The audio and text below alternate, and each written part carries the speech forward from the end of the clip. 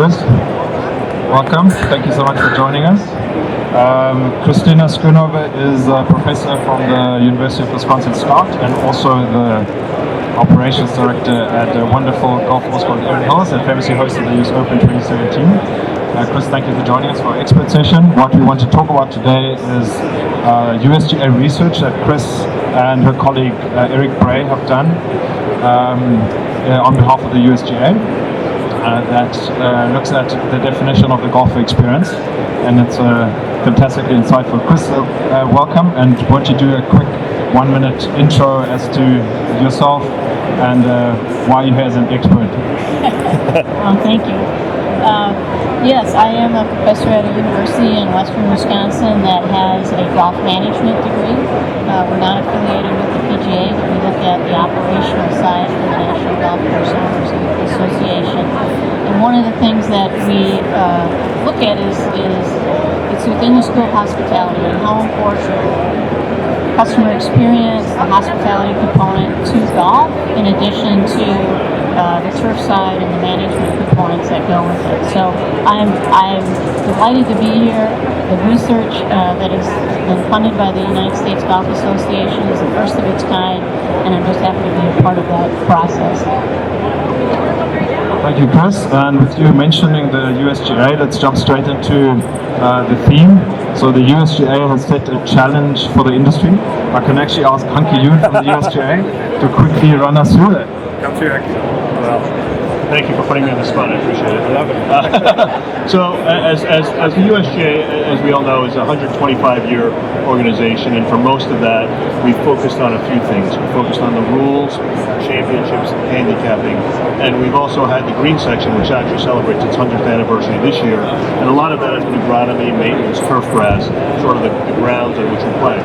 I think we realized that golf courses and golf is more about that.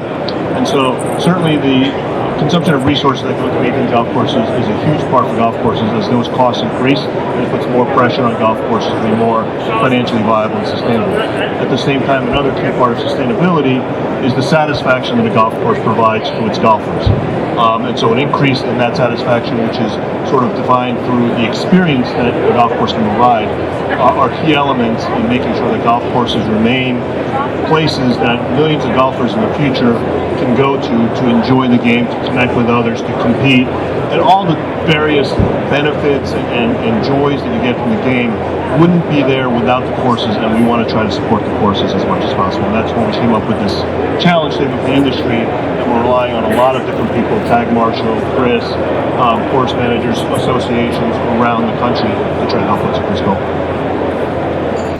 Thank you, Hunky. We'll book you for our next session. So a 25% reduction in the consumption of key resources, a 20% increase in golfer satisfaction. So these are great challenges, but for us to know where we're going, we need to have a baseline, because what are we going to improve on if we don't know where to start? So this is where Professor Schoonover and Professor Bray went to dig into some fantastic research. Kris, won't you please give us a quick outline of how you went about defining 1,000 touch points in the golfer experience and defining the golfer experience? So it was a very lengthy study. It took a good year to be able to get it from beginning to end. And one of the first things we did is we did focus groups across the country. And we looked at and asked individuals from a variety of different places to be able to say, what have you experienced? What do you wish for? What are those expectations from beginning to end when you think about playing golf that day, all the way to when you leave the property? So the first part was to go through and talk to golfers and start to just write down every experience. And we'll define that in a minute. Second thing is we had to ask owners and operators, what are you doing that maybe the player isn't aware of, but you're doing? And so we asked that. Then the next component was for us to go out and survey and continue to bring that. And through that, we found over 1,000 touch points. And within those touch points, and back to the USGA's challenge to be able to say, how do we increase golfer satisfaction? We believe and we know that participation is down. But could it be, not because there's not enough players, or facilities, but it could be that the experience just at some point was what we call a dissatisfaction or pain point or a frustrator. From that end of it, we went through then and went and did on-course observations. We used Tagmarshal for the pace and the time component of it. And then we also used Gallus Golf to be able to help us to have this kind of immediate impact of, was that good, was that bad? And after we were at the facilities and doing these observations, we also interviewed those individuals, and you'll see that a little bit later as to what those components were. So we developed, with my colleague Dr. Breyer, we went through and this is what we call the golfer journey, the journey to and from. It can start at the engagement, which is human to human or human to computer, booking that tee time online, through to arrival. A lot of components here in the golf side of it, and golf actually had two parts to it. Golf has course conditions, pace being part of it, but then it also had what we call these features and services. If the turf department goes by and interrupts, if Bev Park comes through, if the playing partner, so the ball washer wasn't exactly where it was supposed to be, it has a lot of indirect. Exit is, they've just left the last hole, but they're still at the property. And then again, extend is how do you reach back out to them to have the likelihood that they're going to be back to your facility. So through these stages, journeys, we were able to then kind of come through with these satisfaction and dissatisfiers. Thank you. So you went and classified all of those 1,000 touch points across this range of perfect frustrator through. I noticed that there's no neutral here because there is no neutral. An emotion is either or, right? There is no 0 point. And perfect delighter is what really makes my day as a golfer in terms of my experience. So what we'd like to look at now is what are some of those aspects and how do they rank, and what have you found, particularly also with our topic obviously being the marshalling, the time it takes to play, the pace, the flow, and the course. What have you found in your research are the key factors, both negative and positive, and were there any surprises? As an owner and operator and a professional in this industry, you have to realize that at some point you're going to have a budget constraint. Maybe it happens all the time. And then there's times when you're wondering, well, should I keep that amenity or that services? And so what we wanted to do was to be able to define those perfect, what we call satisfiers, delighters, and those perfect frustrators. And then there's this line in between, and you can see that there's a lot of different levels to it. When we found a perfect frustrator, you needed, our strategic initiative to you would be to say, go fix it. If we found a perfect delighter and satisfier, keep it.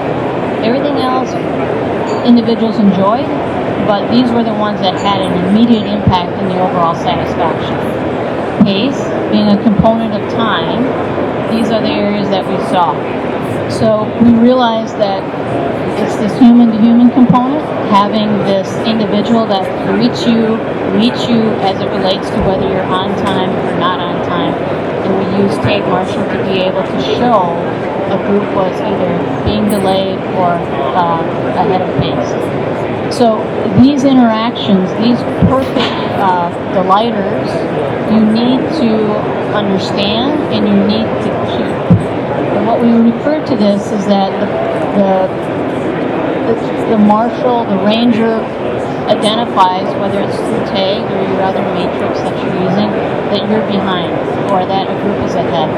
If you have a marshal on the golf course and the opposite happens, which is there's a group that is being delayed and that marshal does nothing to interact with a perfect frustrator, you cannot make up that experience. So you've already possibly disappointed them regardless of, I'm sorry, a reduction in a rate, whatever. You've created a situation that's not available. Tee to green, difficult, okay? You can't redo the golf course, but you maybe do implementation such as a shuttle. Allow every once in a while to be able to lift a group and put it back into place. On the opposite end of it, when we looked at the placement of those, again, you have a marshal out there, maybe you don't want a marshal. Maybe you use the technology that could come from this software, Tagmarshal, to be able to say, I only want that marshal when there's an opportunity to correct, and when I have to go out there, I must correct. So those were some of the components that we found when we said these perfect frustrators are those pain points that have to be addressed. So it was really interesting to see that you said if there's something good and if you're delighting people, keep it. So the conditioning is obviously something that's a major focus for all operators, and a huge budget portion goes into that. But what you mentioned now is that if there is an incident where other speed is not great and there's corrective pace of play action that is not done well, then the players can't even see the well-conditioned course. They just boil over in emotion. And that is what they remember about this round. That's what they take away, and that's what makes them potentially not come back. So it's really interesting to see how sharp the range is here. Positive ranger etiquette is probably so unexpected that if it does happen, people love it. And that this would be the highest rated across 1,000 touch points, incredible. At the same time, corrective pace action done badly is the lowest rated. That's what players love to loathe, if you will. And they love to talk about it. So I've met a player recently who said, I'll tip the marshal $20 before I start playing, so he leaves me in peace. So the placement of the marshal is important, and often players perceive it, that person's not doing their job. And it's a really hard job to do in anyway, because a lot of opinion is in play and not enough data generally. I want to now switch to how you do things at Erin Hills, because you're very fortunate to wear two hats, in that your operation involved at this phenomenal resort, but also a researcher with a really broad view. So what you probably don't have at Erin is a position that looks like this. Because you're all about the experience. Maybe take a minute before we dig in, and that's coming next, how you actually do it and how you use technology for better results. Where you see the big risks for golfers, for operators, for the game in general, if we don't take the time it takes to play, and how we handle the experience on course seriously. Yeah, so I have an advantage. I call myself a practitioner because I have the ability with the education end of it, and then to work with individuals at Erin Hills. What a wonderful facility. We have departments throughout the entire property, but we're seen as one property. And so what we're trying to do is to educate our entire staff about what it means when that player calls and books our tee time all the way to the ranger interaction until they leave, to be able to realize that pace is a component of that. We need that player to be able to have a great experience with an understanding that if they are 5 minutes from their tee times to 2 hours from their tee time, how we work with our staff to be able to make sure that we ensure that on time or component to the first tee. And in fact, getting to the first tee is critical. So when we look at pace, it's important for us to think about pace as a component of time, always time and the pace component. Golfers, they come to the property, they pull out their clubs, and they're there to enjoy. And the risk that we have is, we've realized with using Tagmarshal from a 9-hole to an 18-hole component, we're going to start looking even deeper into the first 3 holes. Our first 3 holes are very critical for you to get to the place that we have figured through the benchmarking metrics, that is going to help the rest of the day. We are a walking-only facility. Because we're a walking-only facility, our caddies create such a great experience, but we have learned after putting, and we should talk about these variables that we put associated with each time. So our starter, under the direction of our head golf professional, Jim Lombardo, has instructed our starters to gather data. Great conversation, here's what's going to be coming ahead of you, and then the second thing is, as the players leave, we have asked them, have you been here before? We write down, what tees are you playing? We look at our weather conditions, whether they are a hybrid, somebody's taking a caddy, someone is not, and we put all of these variables into that one tee time, and then as it relates to our pace, we're able to realize, and including the caddy, after how many years, we're realizing that we have a number of caddies that are late. They are delayers. They are the issue, not necessarily the play and the conditions. Let me jump ahead and we look at, we're probably out of position as far as our timing goes. There's so much great stuff to talk about. How do you look at your course with the line of sight that the system provides?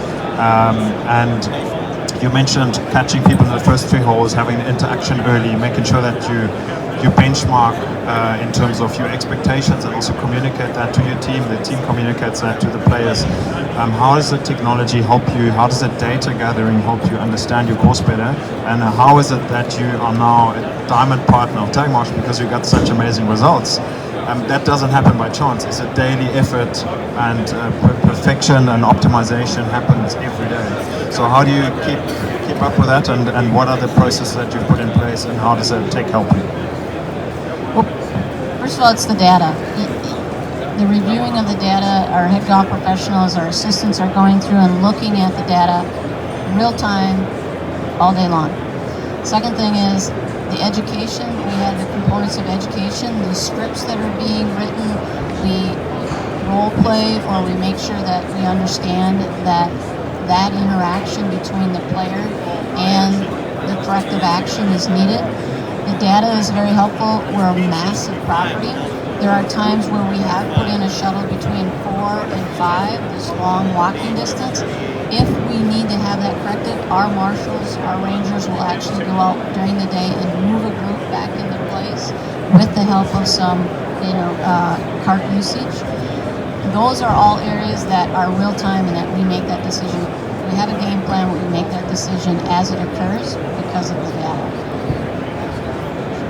So in this instance, this is not your course, obviously.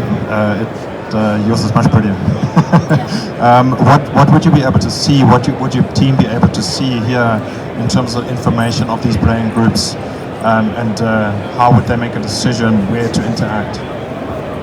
So the best part about Tag 2 is you have the delay. They've categorized who's being delayed, corrective action, be able to say, hey, we're on it, so that satisfaction continues, and then who's the delayer. And because we can identify who the delayer is, that's where the interaction, and that's where we need to either look at what tees are they playing, because we know what tees they're playing, what tees they've started at. If we move them ahead and make suggestions to a forward tee, has that put them back into place?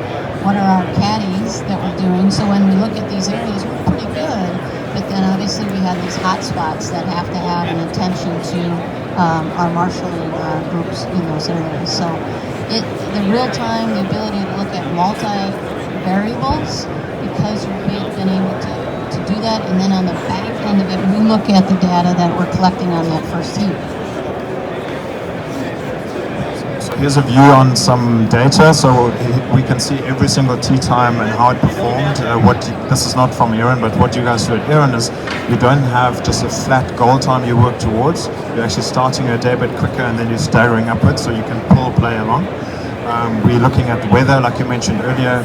We want to always track interventions out there by your team to see are they successful. Your starter is supposed to be as accurate as possible, so you can keep your, this is a bad example, you can keep your intervals alive. And you can also see your hole by hole and how that performs in a single day and over time. And ultimately, you want to know how many of our groups actually came through on pace, how many were held up, and how many may have not had the optimal experience. So this is something that you, as a team, obviously benchmark and you set goals. What are the 1 or 2 sort of key indicators that you constantly communicate internally and also report on? Well, we were asked to be here because of the overall experience that we have for players. So this marshal interaction, so it's important for us to, if there was an interaction and it didn't go well and we're able to put those notes in there and that player comes back into the golf shop, our entire staff is able to kind of understand what possibly might be coming to him. Someone that's not very happy, someone that felt pressure, all of those different things helps us with the team on that end of it. The other end of it is that we are looking, generally we're about a 12-minute tee time with our intervals. Can we make it shorter at different times of the day based upon what we know from historical data and the weather and the individuals, our caddies, can we possibly make a different capacity level on the golf course by shrinking those tee times? And those are the things that we're going to look at this year even more, is being able to say, you know, could we do a 9 minute? Should we do a 9 minute? Can we do a 9 and then a 12? What will that do for us? And those are, that's revenue, that's money. Please join us at the PGA Forum stage. Our developers explained to me that basic physics the other day, that if your group is going at a quicker pace, you can actually tighten the interval because they are moving faster. So in a certain time frame, in 10 minutes, they're actually doing another 40 yards compared to a group that is going at a 40-minute slower pace. So if you can control that well, you can really create capacity. And I know that you have done this really well over the years. And capacity for you means additional green fees, additional legs through the resort, additional nights of accommodation. So there's a very, very real commercial interest in doing this well, over and above creating a no surprises perfect experience. Thank you so much, Kris. Thank you so much, everyone, for joining us. That was super insightful. I know that we could have booked a 2-hour expert session with you, Kris. You are full of amazing insights. Thank you so much for taking the time. Really appreciate it.